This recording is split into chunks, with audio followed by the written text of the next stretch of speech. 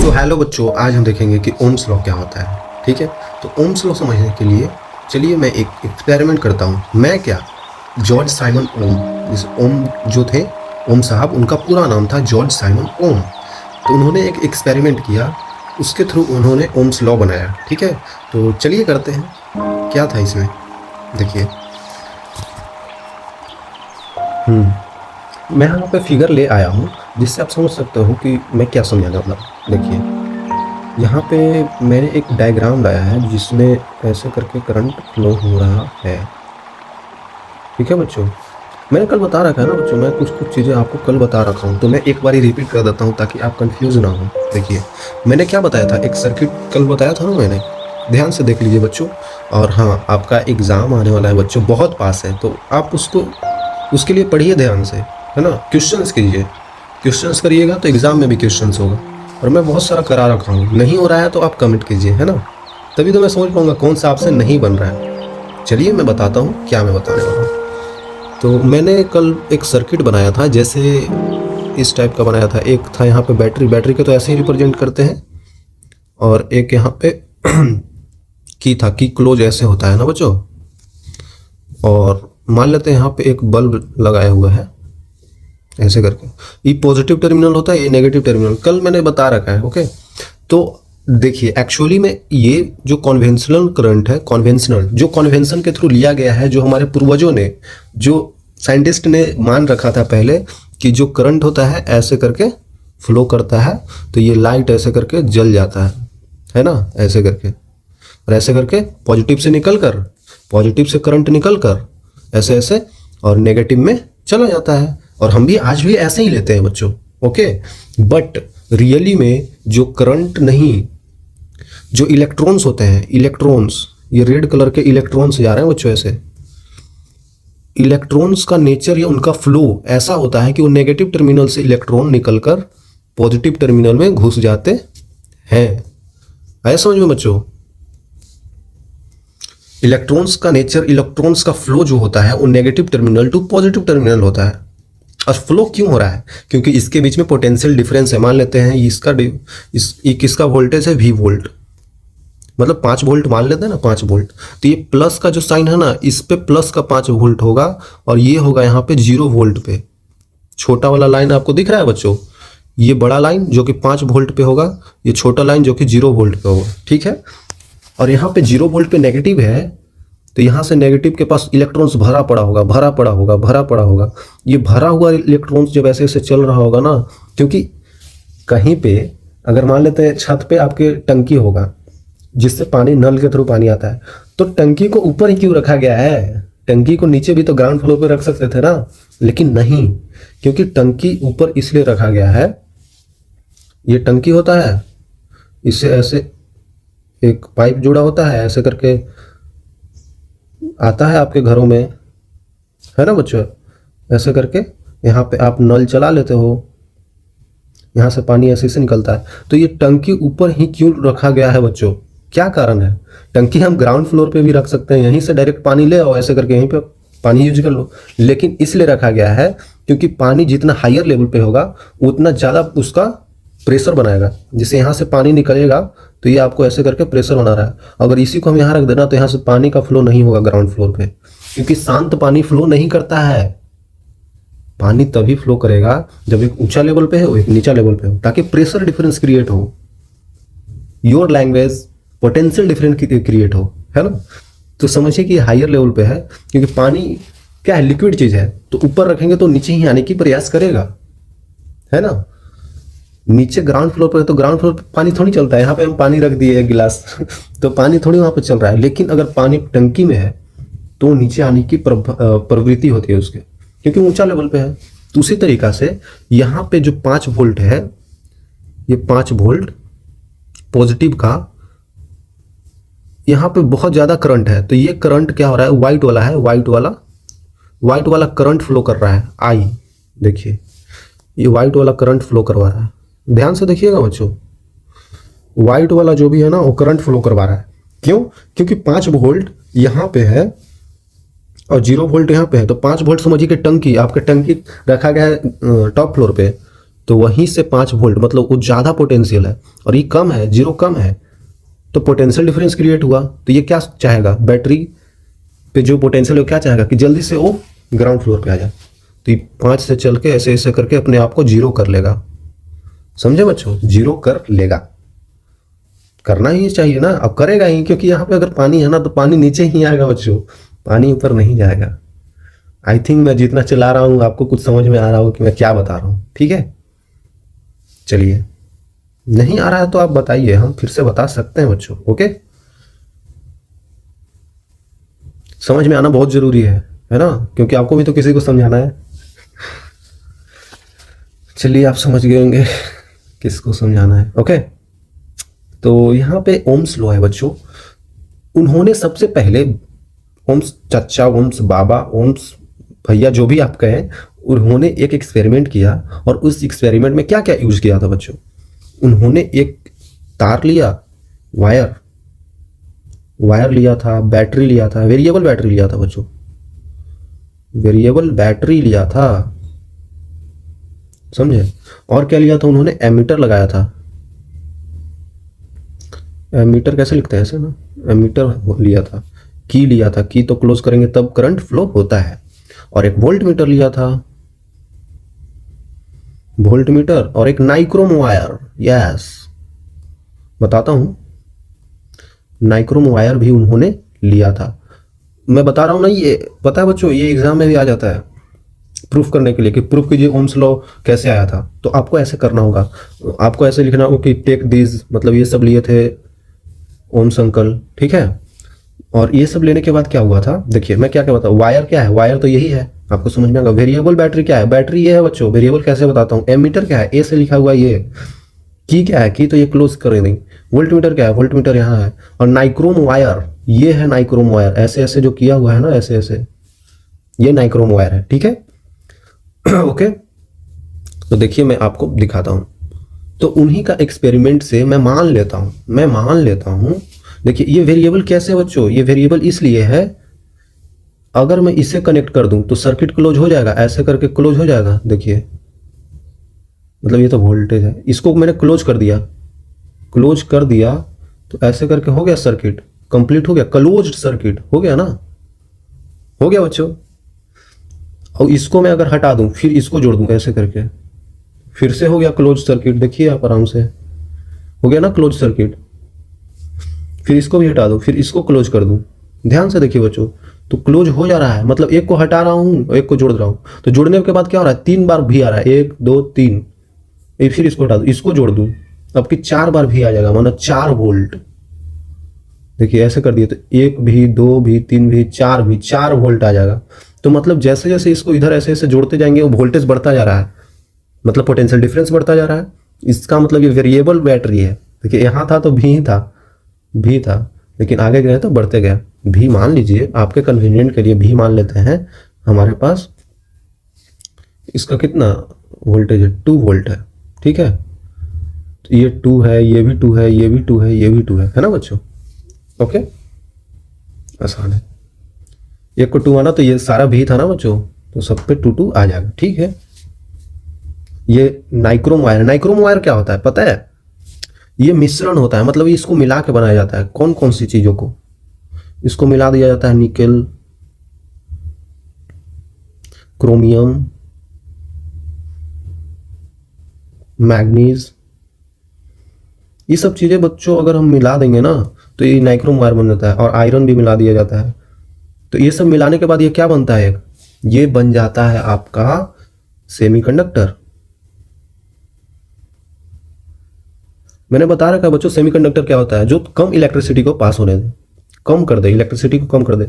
तो ये जो यहाँ पे लगाया हुआ है ऐसे करके, ये नाइक्रोम वायर लगाया है, तो यहाँ से जो करंट जा रहा होगा ना, ये करंट आई जा रहा होगा, तो इसको कुछ कम कर देगा बच्चों। जब इसके थ्रू पास होगा ना तो करंट कम हो जाएगा। मान लेते हैं कि I/2 हो गया, कुछ ऐसा कम हो जाएगा। आ रहा है समझ में, कम हो जाएगा बच्चों। क्यों होगा, क्योंकि ये नाइक्रोम वायर है, ये सेमीकंडक्टर है, ये करंट को कम पास होने देता है, तो ये कम कर देगा। आ रहा है समझ में, आई थिंक क्लियर होगा बच्चों, ठीक है।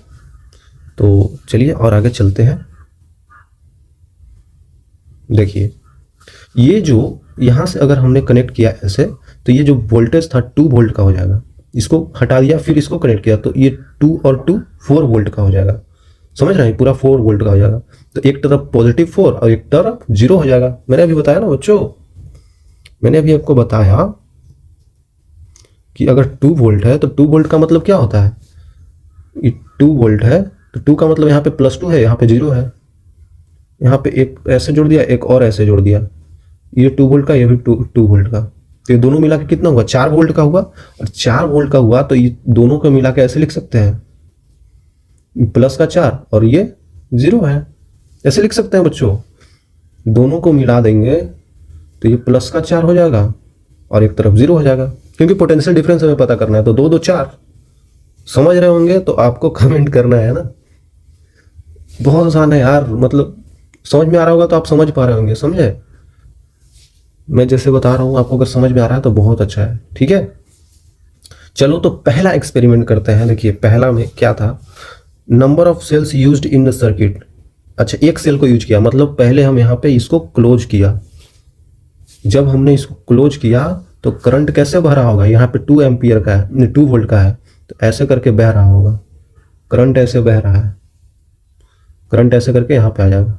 ये सबको भूल जाओ, ये सब तो थोड़ी काम करेगा। बस इसको क्लोज किया ना, तो बस इसके थ्रू करंट ऐसे करके आता रहेगा, ठीक है।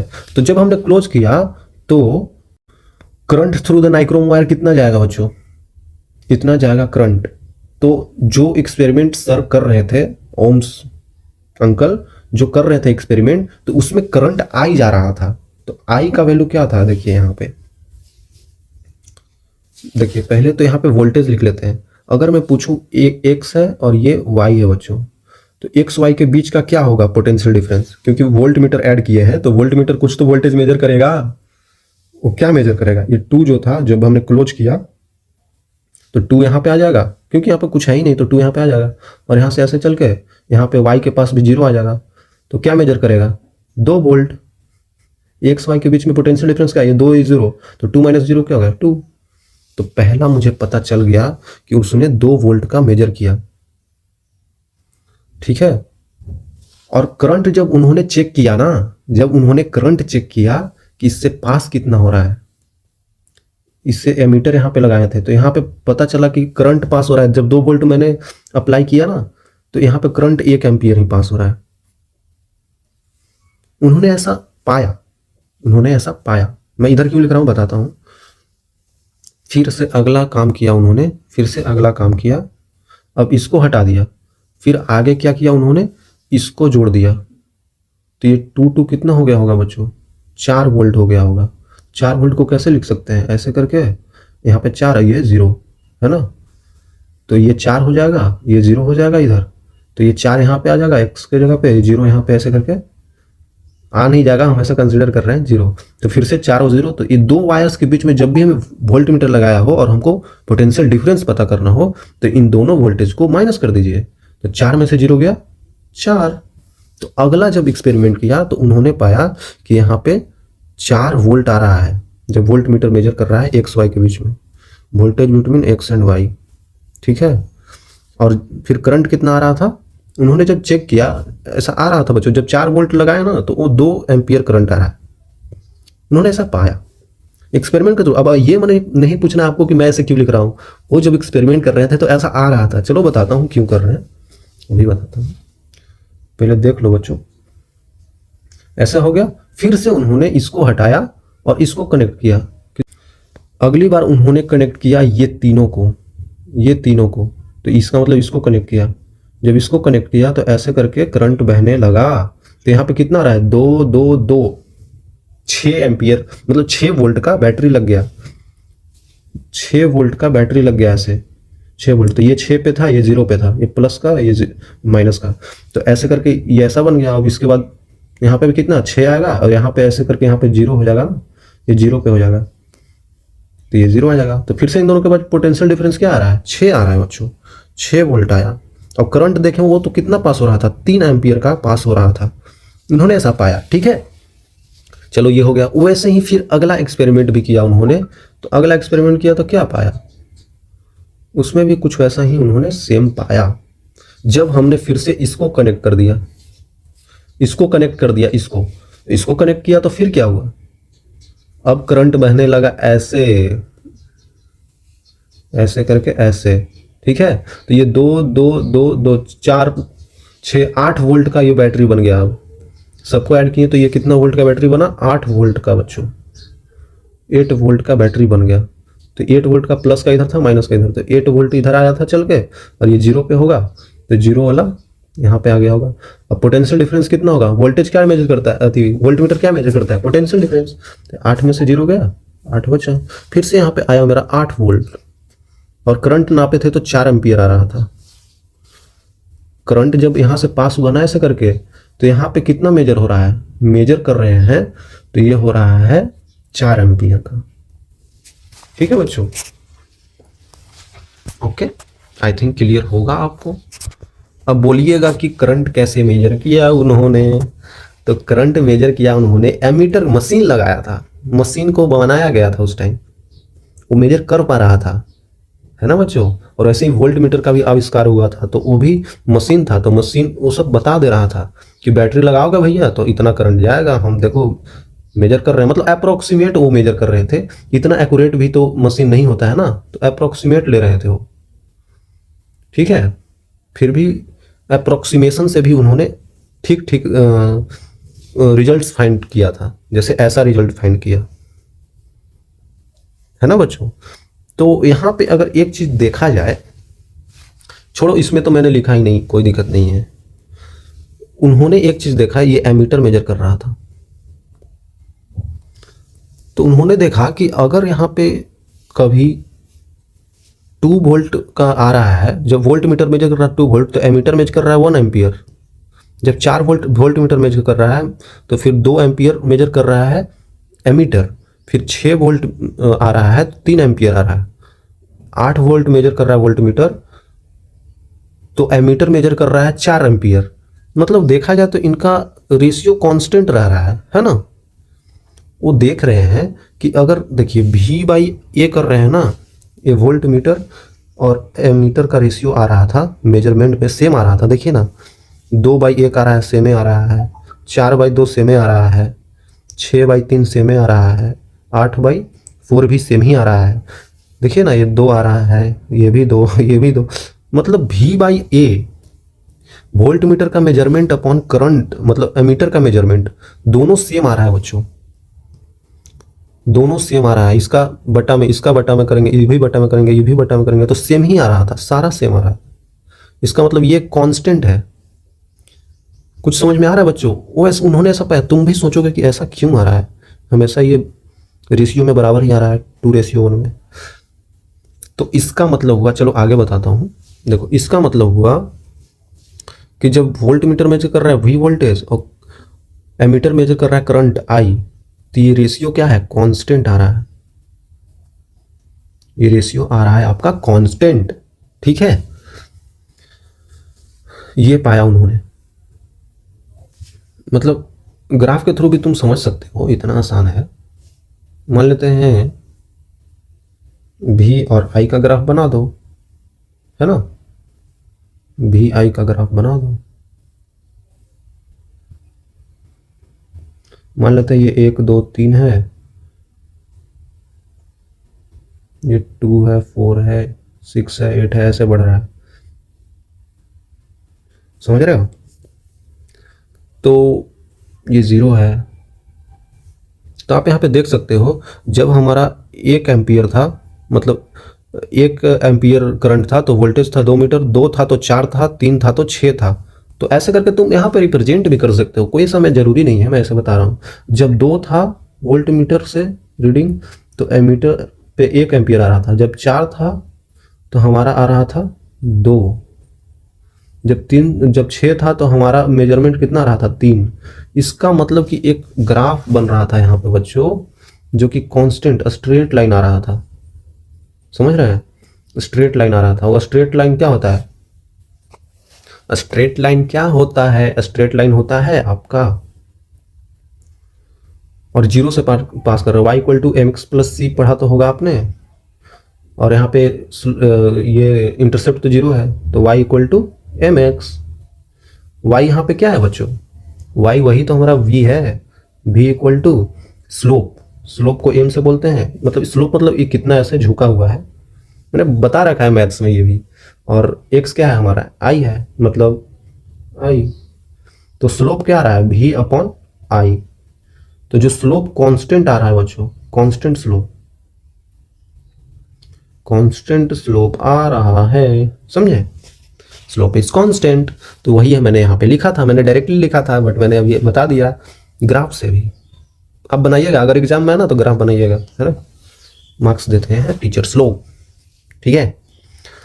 तो जॉर्ज अंकल क्या किए, मतलब ओम अंकल, उन्होंने क्या किया कि v अपॉन आई को, कांस्टेंट को उन्होंने एक नाम दे दिया r, बस r लिख दिया। अब r ऐसे ही लिख दिया होगा, कांस्टेंट है तो कुछ भी c d e f कुछ भी लिख सकते हैं, r लिख दिया, ठीक है।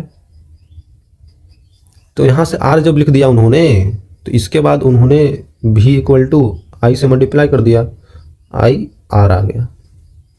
तो यहीं से उन्होंने फॉर्मूला बना दिया कि v equal to I R. ठीक है बच्चों, ठीक है, आसान है बिल्कुल, उन्होंने ये फॉर्मूला दे दिया हमें। ओके, आई थिंक क्लियर होगा बच्चों। तो यहाँ पे अगर मैं देखूँ ना, इसको और एक्सपेंड थोड़ा सा करूँ तो देखिए ऐसे भी आ सकता है, r is inversely proportional to i, v upon I. तो मतलब r जो है ना वो इन्वर्सली प्रोपोर्शनल है करंट का। इसका मतलब इन्वर्सली प्रोपोर्शनल मतलब समझते हैं बच्चों आप लोग, मतलब r बढ़ाएंगे ना तो i घटेगा, क्योंकि ये नीचे है ये ऊपर है, तो इसको बढ़ाएंगे तो ये बढ़ता है, लेकिन नीचे वाला चीज और घटता है, समझ रहे हो ना। r बढ़ाएंगे तो i घट जाएगा, मतलब रेजिस्टेंस बढ़ाएंगे तो करंट कम हो जाएगा सर्किट में। तुम देखना, रेजिस्टेंस बढ़ा दिया मतलब नाइक्रोम वायर का और रेजिस्टेंस हाई कर दिया, क्योंकि ये तो सेमीकंडक्टर था, अब यहाँ पे हम और ज़्यादा सेमीकंडक्टर लाता हूँ, मतलब और करंट फ्लो नहीं करे, तो ये तो करंट को आगे ही कम कर दे रहा था, तो यहाँ पे कुछ कम करंट जा रहा था, है ना, कम जा रहा था, लेकिन इसको और बढ़ा देंगे तो और कम जाएगा, मतलब आर को जितना बढ़ाते जाएंगे यहाँ पे रीडिंग उतना कम आएगा एमीटर से, है समझ में। उसी तरीका से यहाँ पे भी होगा। तो इसीलिए इसका एक कंडीशन हो जाता है बच्चों, ये जो आप देख रहे हैं ये तब अप्लाई होता है व्हेन टेम्परेचर इज कांस्टेंट। जब टेम्परेचर कांस्टेंट होता है ना तब अप्लाई होता है, क्योंकि टेम्परेचर आगे पीछे हो जाएगा ना तो रेजिस्टेंस चेंज हो जाएगा, तो करंट का वैल्यू गलत गलत आएगा, सेम सेम नहीं आएगा। तो जब टेम्परेचर कांस्टेंट हो तब इसका यूज कीजिएगा, और आपको क्लास 10th में टेम्परेचर कांस्टेंट ही देता है, टेंशन नहीं लेना, ठीक है। आई थिंक क्लियर होगा बच्चों। ओके, अगर आपको ओम्स लॉ समझ में आया है तो आप कमेंट कीजिए यस समझ में आ गया है, ठीक है। v equal to I R, और ये ग्राफ भी आप बनाइएगा एग्जाम में आए तो। ओके, जैसे यहाँ पे रेजिस्टेंस कैसे बढ़ा सकता हूँ, यहाँ पे अगर मुझे दे दिया wire, then how we can change the resistance of wire. Wire का रेजिस्टेंस हम कैसे चेंज कर पाएंगे, कैसे चेंज कर पाएंगे, या तो टेम्परेचर को बढ़ा दीजिए, टेम्परेचर को बढ़ाने घटाने से क्या होता है उसका रेजिस्टेंस चेंज हो जाएगा, या फिर लेंथ बढ़ा दो। अब वायर छोटा था तो ठीक था, उसको और खींच दिया तो रेजिस्टेंस और बढ़ जाएगा ना, क्योंकि वो पतला हो जाएगा तो उससे करंट कम पास हो पाएगा। लेंथ को भी बढ़ा दिया या फिर घटा दिया, ये सब करके आप चेंज कर सकते हैं बच्चों, समझे, ये सब करके चेंज कर सकते हैं रेजिस्टेंस को। आई थिंक क्लियर होगा बच्चों, बहुत आसानी से मैंने बताया है, ठीक है। ओके बच्चों, क्लियर होगा तो ठीक है, चलिए अब आगे मिलते हैं, तब तक के लिए okay bye, see you again.